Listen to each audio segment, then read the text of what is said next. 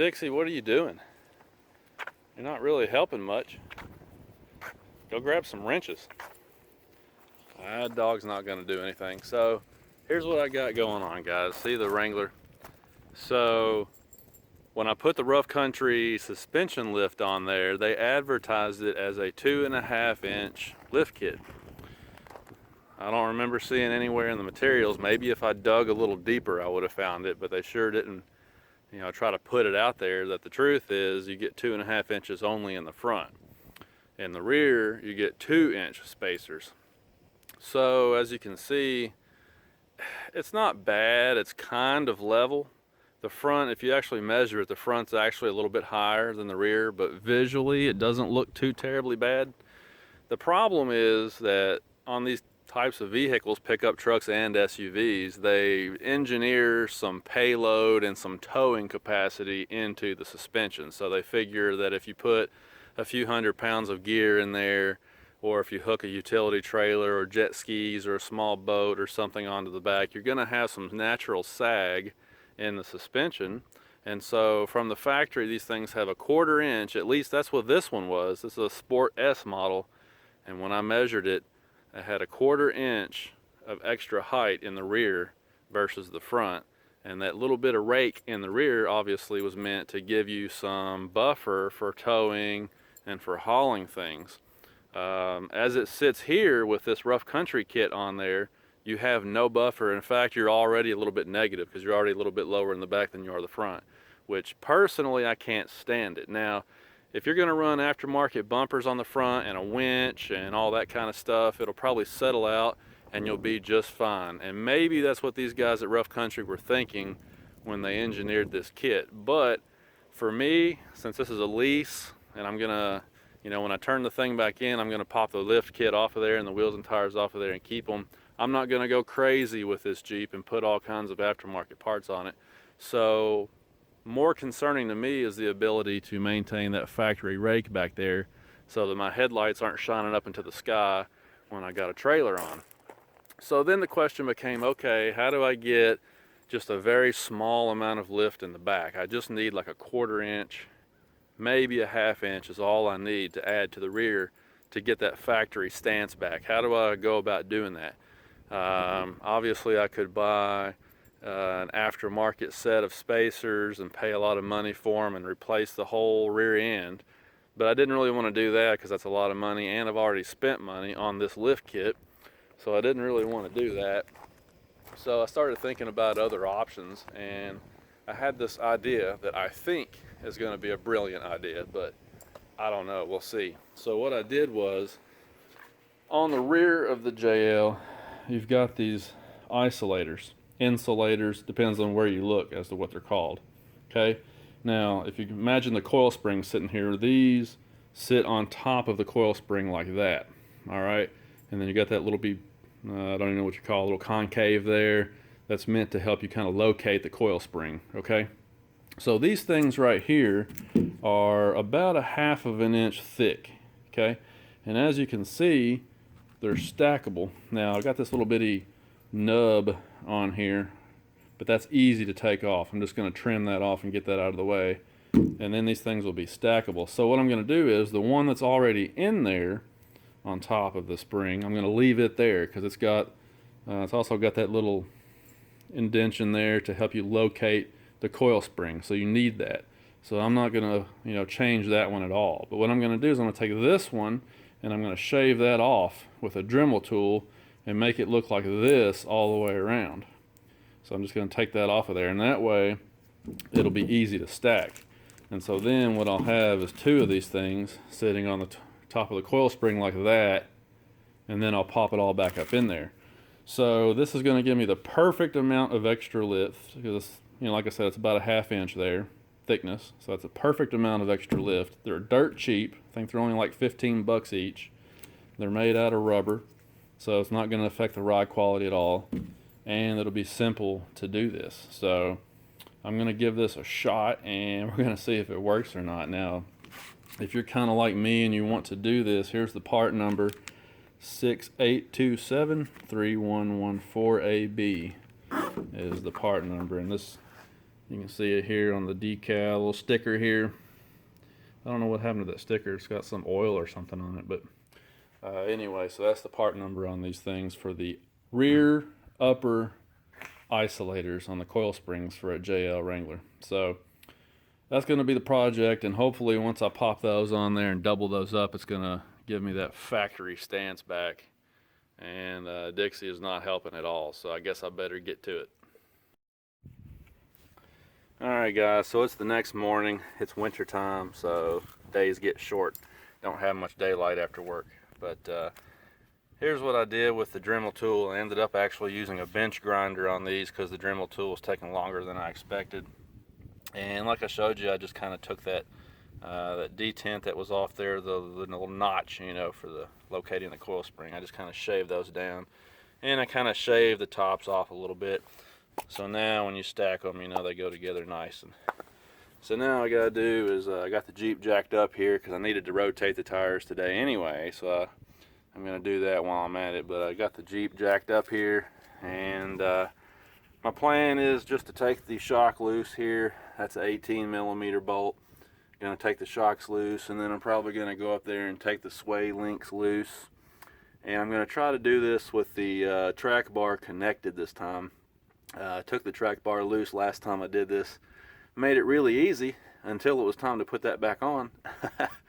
So I saw a guy who did his with the track bar still connected, so I'm gonna try that today. And then I'll just let that axle droop down and see what happens. What do you think, Dixie? Is it gonna work? You don't care, do you? Alright, well, let's get to it.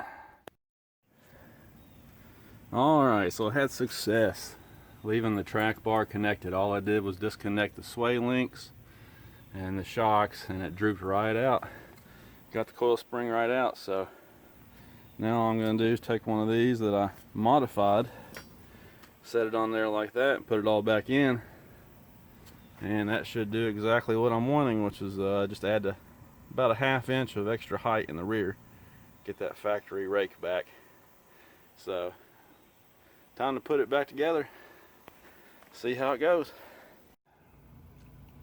Alright guys, I'm trying to get you a good angle here so you can see how that worked out. So there's the factory isolator on top of the coil spring, double stacked. I got 2 of them up there, so it looks like it's going to work out perfectly. It was really easy to do, really inexpensive, and that's an easy way to get that factory stance back. If you you know, if you're somebody like me who's going to be towing a utility trailer or hauling gear, you know, or something like that, and you need to keep that factory stance, then that's a really good way to do it. Looks like it's going to work out perfect. So trying to get out from under the Jeep here, so that's going to work out really good. I'm getting ready to put the tires back on it, and I'm going to show you what it looks like when I'm done.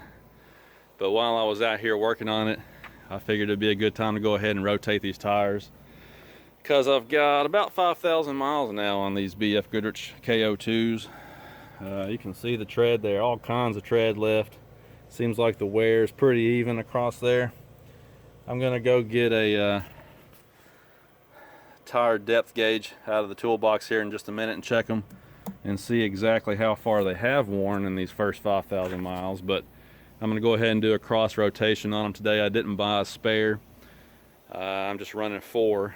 So instead of doing the 5 tire rotation, I'm doing a 4 tire cross rotation on this thing. But anyway, I'm gonna try and get this wrapped up, and then I'll show you what it looks like here at the end. But one of the things the other thing I'm going to do is leave the center caps off of these wheels. I've had a few people tell me that they really like the look of these American Outlaw Lone Star wheels, but they don't like the center caps, and I kind of tend to agree. You know, these wheels have that classic 5-spoke star, you know, that classic look.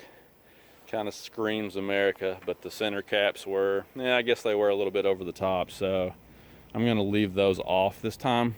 And what I did was I just kind of cleaned up the hub a little bit, sprayed some black paint on there. They tend to get kind of rusty, you know how that goes over time. So I just sprayed a little bit of black paint in there.